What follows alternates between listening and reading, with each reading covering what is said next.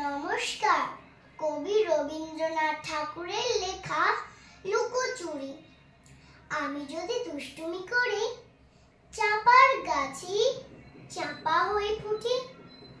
ভোরের বেলা মাগো ডালের পরে কচি পাতায় করি লুটোপুটি। তবে তুমি আমার কাছে হারো, তখন কি মা চিনতে আমায় পারো? তুমি ডাকো, খোকা কোথায় ওরে? আমি শুধু হাসি চুপটি করে। যখন তুমি থাকবে যে কাজ নিয়ে, সবে আমি দেখব নয়ন মেলে। স্নানটি করে চাপার তলা দিয়ে আসবে তুমি পিঠেতে চুল ফেলে। এখান দিয়ে পুজোর ঘরে যাবে, দূরের থেকে ফুলের গন্ধ পাবে। তখন তুমি বুঝতে পারবে না সে তোমার খোকার গায়ের গন্ধ আসে।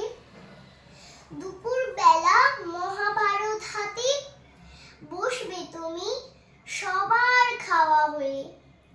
গাছের ছায়া ঘরের জানালাতে পড়বে এসে তোমার পিঠে কোলে। আমি আমার ছোট্ট ছায়াখানি দোলাবো তোর বইয়ের পরে আনি। তখন তুমি বুঝতে পারবে না সে তোমার চোখে খোকার ছায়া ভাসে।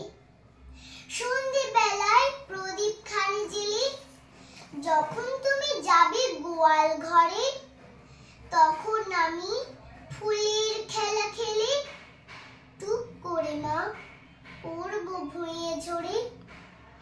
আবার আমি তোমার খোকা হব, গল্প বলো তোমায় গিয়ে কব। তুমি বলবে দুষ্টু ছেলে কোথা? আমি বলবো না সে কথা। নমস্কার।